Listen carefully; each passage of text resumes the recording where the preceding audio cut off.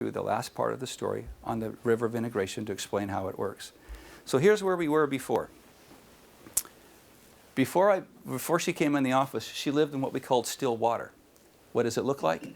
Every one of us are the people in the raft. And we're heading down this river of life right into the rapids. Rapids are what we call pain. The issue is, you guys, we're all going to have pain. There's no choice. You're going to have pain whether you want it or not. Here's your choice, though.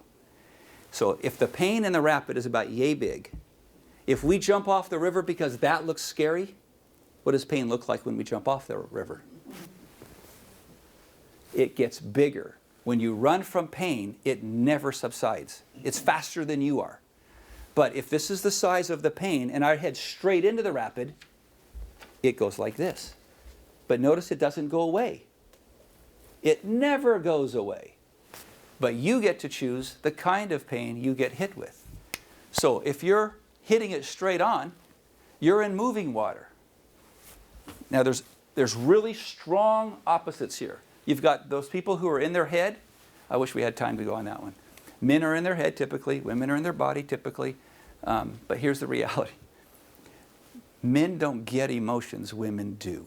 They're much more attached to what's going on.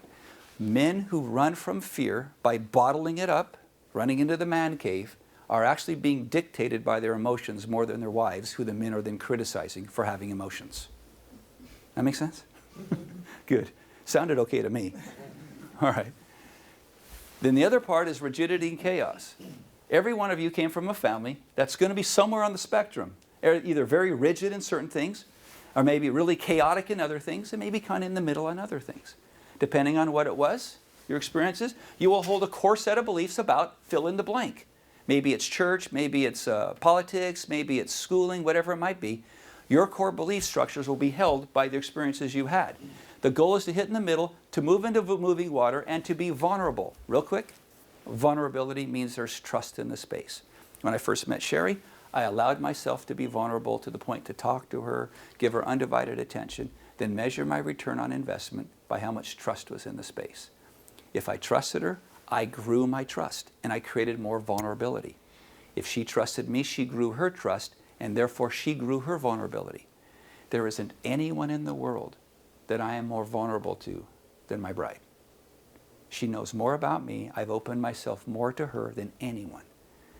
My trust is the highest with my wife, but that's why the vulnerability is so high.